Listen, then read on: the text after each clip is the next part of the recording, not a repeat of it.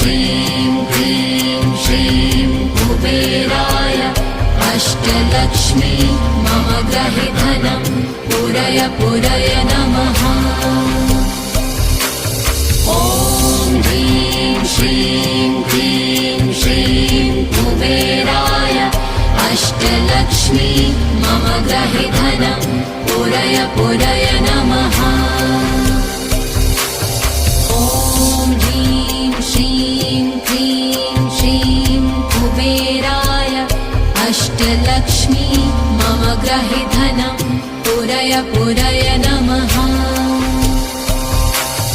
ॐ ह्रीं श्रीं क्लीं श्रीं कुबेराय अष्टलक्ष्मी मम गृहे धनं पूरय पूरय